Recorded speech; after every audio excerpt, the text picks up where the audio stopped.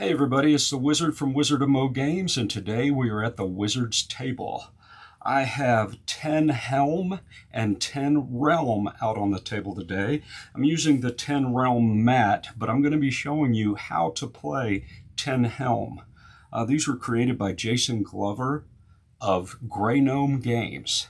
And there are a couple of other channels out there that actually play these games. One is the Game Night, Knight, and the other is the Dungeon Dive. And I really love both of those guys, and they do a great job.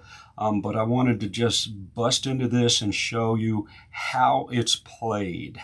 You can order these from the Game Crafter, and there's a whole bunch of these little bitty games that fit inside a tin can. And it has all the little cubes, the meeples, the dice, the cards, everything you need to play.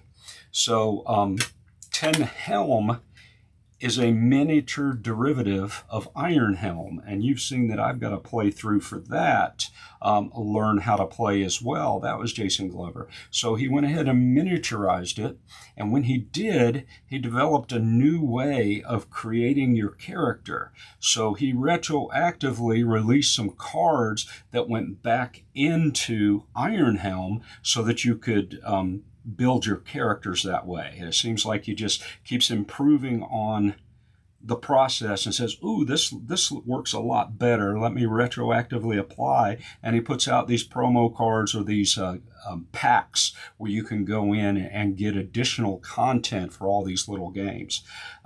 I actually have some additional content in this one. It releases new trappings, new characters, new rooms to explore, new enemies and loot. One thing unique about this is Tin Helm begat Tin Realm, which is the same type of exploration, only it's over land, and this is within a dungeon itself. And the cards in between, the characters and the trappings, the enemies, the loots, they're interchangeable with each other. So I'm going to set Tin Realm aside, and probably after I do a Tin Helm, how to play, then I'll show you how to do Tin Realm. So with Tin Helm, you're going to get all these cards, and inside there you're going to get a couple of dice. And what's really cool is that all the instructions are on these two-sided cards. You just read it through 12 little pages of cards. It tells you how to set it up, how to explore, how combat works. And then I've got a couple little cheat cards here. When you camp, how to end a level and how to end the game. And then this is for charming dark rats. I believe that there is a trapping card here that allows you to charm the rats, and it tells you on that little card what you can do. I don't have that card with my character currently, so I'm going to go ahead and set this aside here. And instead of using the little red dice that come with it, I know all of this is about being miniature, I brought in my own red dice that are a little bit bigger so that you can see what I'm rolling, so I don't cheat on you. So the enemies themselves are, you're going to dig through and find the enemy. And when you're exploring, it's going to tell you which enemy to go to or whether it's a random enemy. Same thing for the loot cards. They're basically, some of them are the same items that you have, but some of them are not. So I'm going to show you how this works. These cards come in the game that allow you to track the dungeon level, monster health, your favor, which when you enter certain areas of the dungeon, depending on what your favor is, you might gain benefits. Your energy, I'll tell you how that works. Food, of course, we all know how that works. And health.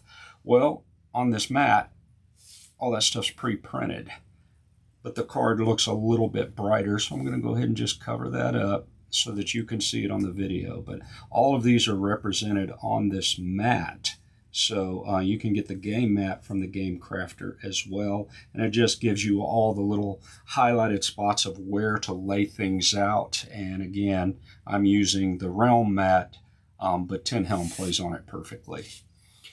So for a character, you have this deck of cards. And, I've got a construct, a gnome, a crawling, a half-orc, a half-folk, swine folk, merfolk. Some of these are the expansion cards that came in the gnome pack. I just chose a human. So if you choose a character, then you flip the rest of them, and it tells what your class is. So I've got a marauder and a footpad, a druid, a skullkeeper, a brute, a parson. Well, what I did, I went ahead and chose a human. And I'm actually going to set these back into the box here as I explain them. And so I got a human, and on your card, it's going to show you your health, your energy, and how much food you have. And then it's going to give you a little special ability that character may have.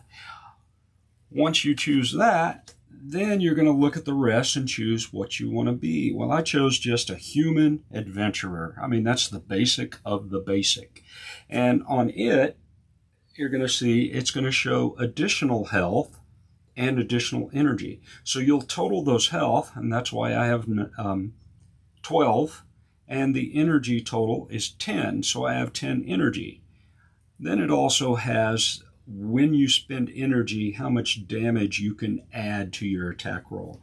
So you're going to want to do that, because the way attacks work is that you roll 2 dice and then you take the difference, and that's how much damage you do. So a 4 and a 2, the difference is 2. If I had spent an energy, I would do 2 more damage, so I would do 4. And your goal, of course, is to knock the creatures out, and we'll show you how that works here in a second. Then on the bottom of your class card, it tells you what your starting items are. This one says a bedroll, a potion, and a dagger. Well, I found the dagger. It says when I'm in combat, if I'm resolving the first dungeon card, I get to inflict an additional point of damage. So it's sort of like a sneak attack. The bedroll, I get an extra health when I rest at a campsite. And it just so happens the potion is on the back side of the bedroll. I know that I've got some errata cards, and I might be able to put both the potion and the bedroll out. So I'm going to just hold this here and try to remember that I have a potion. But as my human, I get an extra trapping card of my choice from the remaining cards before beginning my adventure. Well, I had a choice between a scroll, a charm, a bracer, but hey, it's actually 2-sided. Crystal, a cutlass, a toolkit. Each of these are 2-sided. I chose books. Gain 1 extra energy when you rest at a campsite. I figure that's going to help me with better attacks against these creatures. So I'm going to go ahead and toss those aside. Now this itself is the dungeon deck. Now in the original set, there is 12 of these cards. I'm looking at the sheen on these, and I have 4 new cards that are, actually that's not it. There's one in here with a different sheen. There it is. These are the original 12 cards, and this is the dungeon itself. So I have added these other 4 cards to it. It's going to make the dungeon 2 rooms longer. These 12 cards represent 6 rooms. You're actually going to have the room, and then you're going to have what happens or what occurs in those rooms.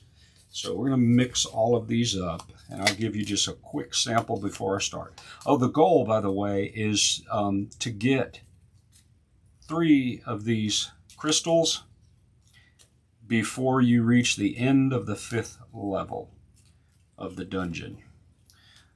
Up here in the corner, here we have our enemies, here we have our loot, and these are little special encounters that you'll run into: the pig man, the labyrinth, the altar, and if you run into them, oh, we also have a shrine, a grove, and a campsite.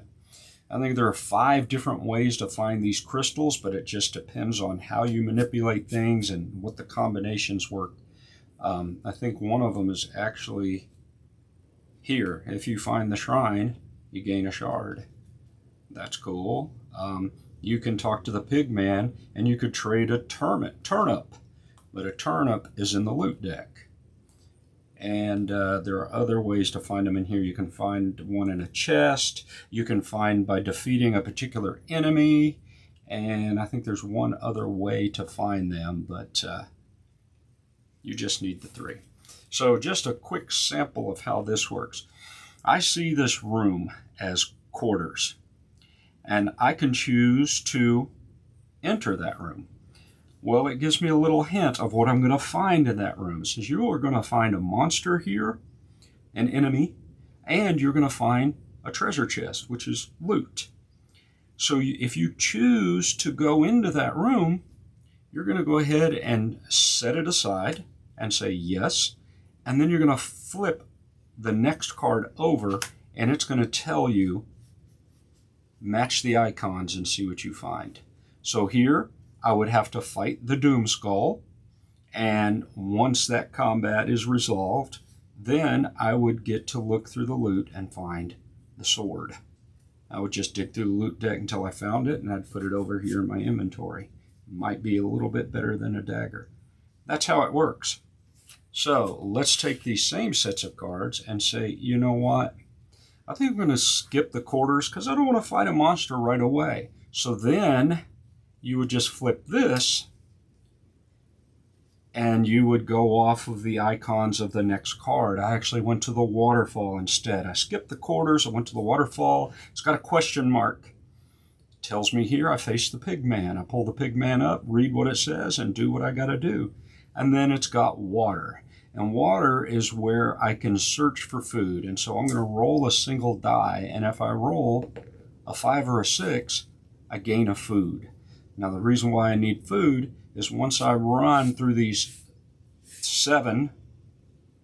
8 rooms now because of the extra 4 cards, at the end of that, and I change level, I have to feed myself or I'm going to take 3 damage. So I have ways of gaining food by searching at the water hole, or if I'm at a campsite, I can rest or I can search. If I rest, I'll gain 2 health and gain an energy.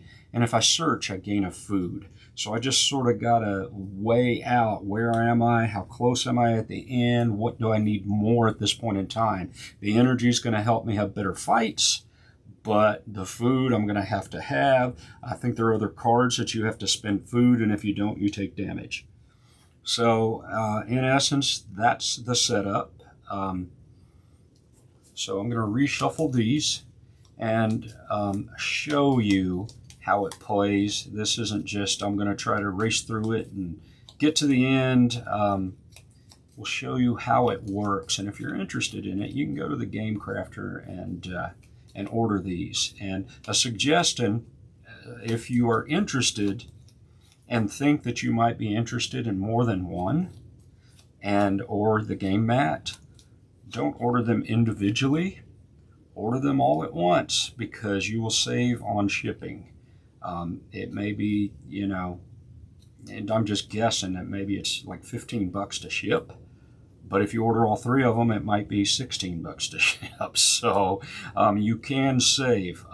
There are whole sets of these 10 series games. And again, if you're interested, go over to Game Crafter and just type in 10 games and you will find them. All right, so I'm going to go ahead and start this. Level 1 dungeon. Now, we're going to run into an enemy, and when we get to that, I will show you how combat works. So I'm in the grotto. I'm going to get a question mark, I'm going to get water, and I'm going to get a campsite. Wow, that sounds good to me. Let's go ahead and say I'm going into the grotto. That looks like a good place to stop. And the stash shows up, but I'm actually reading on the back of the stash. So a question mark says I get to experience the altar. So the altar is over here, and here it is. You may gain a blessing from the altar based on your current level on the favor track. I have no favor currently. So 0 to 3, I would gain a health, but I haven't lost any health. Okay, well, I found the altar. It was a wasted visit. I know where it is, but will I get there again? Who knows? Water, I can search for food. We discussed that earlier. So I'm going to go ahead and roll a single die, and on a 2, I didn't find any. Now I'm at a campsite. I can rest, where I would gain 2 health and 1 energy, which I can go, I can't go above. You can go above your health? maybe not. I don't think you can go past your starting health, but you can gain more energy than what you have. I'm going to have to check those. I'm going to play that I don't go above on either one of them. So it's useless for me to do that. But I can search for food and gain a food. I'm going to need it. I'll check and see if you can go beyond your starting energy and starting health. But I'm going to play that I can't currently, and maybe it makes it a little harder. Okay. So once this is resolved, you're going to take these cards and you're going to discard them off to the side. All right. So now I have a corridor. It looks like there's a trap and a question mark. Well, sometimes you don't take damage from traps, sometimes you do, but let's skip the corridor and see what's under. Oh, it's the kitchen. Well, guess what? The kitchen, we're going to face a monster, and then we're going to have a campsite. And the monster shows it's a spider. So we're going to look through these monsters, and we're going to find the spider. And there it is. So this enemy has 3 health. And you add the dungeon level. So we are on the first level of the dungeon, so he's going to start with 4 health. All right. Now in combat, well, let's go next. He has 1 additional attack value. So whatever he rolls, the difference in the dice, he's going to add 1 to it. He has 0 shields. A shield would basically deduct from my attack against him. And then 1 favor. The little ankh is your favor thing. And you saw earlier that depending on where your favor is, you can gain better benefits. And then his special is you lose 1 energy every time the spider successfully hits you during combat. So he's going to drain your energy away. So you get to attack first every time. So I'm going against 3 health. So I'm thinking, okay, if I roll this, what's the best I can do? I could do a 1 and a 6. That would be 5 points. But if I roll doubles, it doesn't matter how high, how low, it's always a miss. If they roll doubles, it's always a miss. So that's something to consider. So I could do 5, I could do 4, I could do 3, and that's what it takes. Okay, that's if I get the 1. So what I'm going to do is go ahead and spend 1 energy, and if I do, I get to add 1 to my attack value. If I spent 2, I would add 4, and if I spend 3 energy, I would add 7. It's just you're really putting the gusto on the hit. Right now, I'm just going to spend the 1. He seems like a little guy. I'm going to go ahead and roll these dice in, and it's 5 and 2. The difference is 3, plus my 2 is 5. It's enough to take the spider out. So the spider is out, and I'm going to gain 1 favor.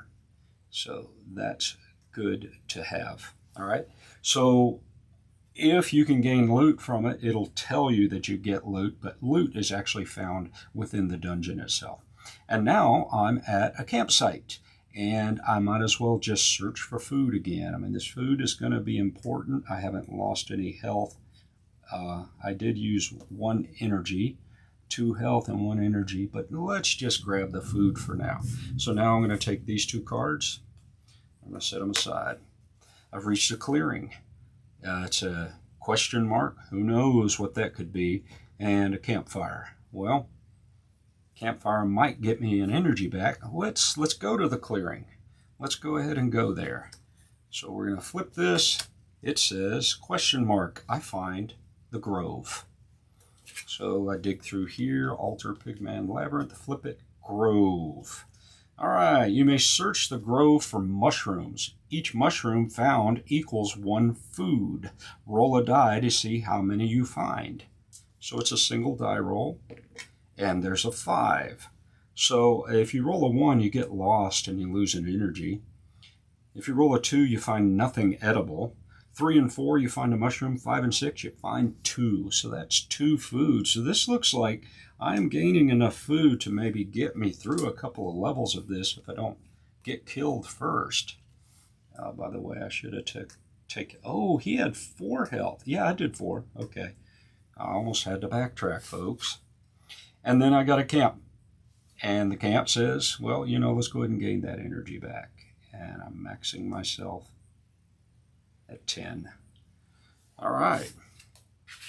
So you'll do this until you get through all the rooms. And we're going to go ahead and do it. It's actually pretty fast. I don't have to explain it. A trap and a monster. Nobody wants that. Let's flip it. Where we get a question, the Doom Skull. So I found one anyway. So we're going to go through here. We're going to find the Doom Skull. Oh, he just looks so ominous there. He has 4 health plus 1 because of the dungeon level. And that's why we track the level. One thing, it will trigger in-game your loss if you haven't found all the shards. And they become exponentially harder to fight. So if I had reached him on level 4, he's going to have 8 hit points. He doesn't get a bonus to his attack. He has no shield. He gives 1 favor, but look what it says here. The Doom Skull always attacks first. He also has a little emblem down on the bottom corner that says he is an undead. So there are certain things in here that will allow you to defeat undead. And let me make sure I got these. When I heal at a campsite, I get extra health. Discard this to gain 2 health and energy. If you resolve the first card and it's a fight, you get 1 extra damage. And you always get 1 extra energy when you rest at a campsite. So both of those are campsites. I have to remember those because they're sitting there, and a lot of times people forget to use them. Just remember you have them. But he's going to get to attack first. He gets no bonuses to it, but he's about to hit me for 3 points of damage. So, ouch. 3 from 12 is going to take me to 9. Well, that was just not good at all.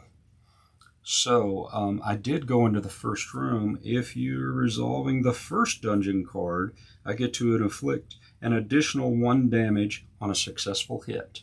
Well, he has 4 health. Let's go ahead and spend an energy to give us +2 plus the additional damage. So whatever I roll is +3, I should be able to get him. There's 2 plus 3 is 5, and 5 is how much he has. So we're going to go ahead and take him out. Nice. We'll just stick him back on the deck, and we will clear these 2 rooms away. Waterfall, question mark, and water. Water is search food, question mark, could be anything. Let's skip the waterfall and go to the next room. We're going to go to the quarters. I'm going to move these over so I know where I'm at. It looks like we're going against the Doom Skull again. And there's a chest, though. So there's the Doom Skull. Looks like the same. Oh, I did defeat him. I should have got a favor for that. And again, this is my first time playing this. I've watched video after video after video, but I've never played this until just now because I wanted to show you how to play at the same time I'm learning to play and sort of talk it through. All right, he gets to attack me first again. Wow, this is for a single point. Okay, but still, I'm down 4 points. That's a third of my body. I'm going to go ahead and spend an energy again, bringing me down to 8 to gain the bonus and that. And here we go. Come on. 3, 4, 5, and that's what his health was. So he is gone. Once again, we have moved on through these. I'm trying to get you down here to the end. There's 2 extra rooms in there. Let's just say, yeah, let's go ahead and see them. I want to skip ahead, but I don't because I want to see what happens. I'm going to skip this room, most definitely. And we're going to go into the chasm. The chasm says I get a random enemy. All right. Lots of random here. So we're in the second card. I'm not going to get that bonus on that. So let's pull one out. Here's one. What does it look like? It looks like a Skelipede. All right. He has 3 health plus 1. So he is at 4 health. trying to remember to set this. No bonus attack, but he has a shield. That means when I roll attack, I'm going to subtract 1. He's also worth a favor, which I didn't gain my favor from that last guy. I need to remember that. So I do get to attack first. So let's go ahead. He does have a shield. It means I'm rolling 4. I've got to do 4. Plus 1, I've got to do 5. Let's use 2 energy. I'm going to go from 8 to 6. It's going to give me a plus 4 to my roll. It's a second room, so I'm not getting my dagger. So my roll says, oh, look at that. 5 plus 4 is 9, less the shield is 8. More than enough to take him out. So Mr. Skelepede. Skelepedes do not miss when they attack. They always re-roll doubles. That's good. He never got a chance. I split that Skelepede in half. So cool. We're going to move on. We have an endless pit. Let's skip it. It's got a trap and a monster. And where did we end up? We ended up in the catacombs. And it has a monster and a question mark. So we're going to go ahead, and the monster says it's random. So we're going to go ahead and go through here and randomize and get, oh boy, a mimic. Isn't this great? So the mimic has 4 health plus the level, puts him at 5. He has plus 1 on his attack. He has 1 shield, which is minus 1 on mine. And if you defeat, or when you defeat the mimic, you gain favor equal to the dungeon level you are on, which is 1. But he could be as high as 5. Of course, he'd be more difficult to defeat. So I am trying to get a 5, and he does have a shield, which means I need a 6. I'm burning through my energy, folks. I'm down to 4 on the energy because I'm going to add plus 4 to my roll. We did skip, so I'm not going to get my dagger bonus. I'm going to roll this in, and 2 plus 4 is 6, minus the 1 for the shield is 5, exactly enough to take him out. And when you defeat him, I'm going to go ahead and gain a single favor. And you know I may have forgot favor on the last one as well, but hey, if I can't remember, I can't remember. There we go. That's on me. All right, so now we're at the final room. Do I want to go to the sewers? Ooh, there's a trap. But if I can get past the trap, I get a campfire. That can give me some health. And I could search for food, but let's see. Rest or search. If you rest, gain 2 health, 1 energy. If you search, you gain a food. I don't need a lot of food. I'm going to need 1 at the end of this level. Let's go ahead and face the trap and see what happens. We're going to move this over and flip the old well. And it says the trap is, I take 2 to my health, dropping me down to 6. Ow. But I have a campfire. So at the campfire, I am going to rest, gain 2 health, back to 8, and 1 energy, back to 5. And then the water allows me to search for more food. 2. I didn't get any. Now, at any time, you can eat food. I saw this somewhere in here. This says you can eat a food to gain, I believe, 1 health or 1 energy. It's in the instructions itself. But I'm just going to hold off on right now. So now we're at the end. I left this little note. Once you've worked your way through the 12 cards, move the meeple to level 2 of the dungeon. And I got to find 3 shards or I lose. I haven't found a shard. Feed your hero by consuming 1 of your foods. So I'm down to 3. All right. Shuffle the deck. Create it. Rinse and repeat. Oh, here we go. You can locate shards in 5 different ways. At any time, you may eat 1 food to raise either your health or your energy by 1. Okay, so there it is. And then you go through and you do it again. So there are ways in here for you to find those shards. And I think you've got everything that you need. We did not come across any loot.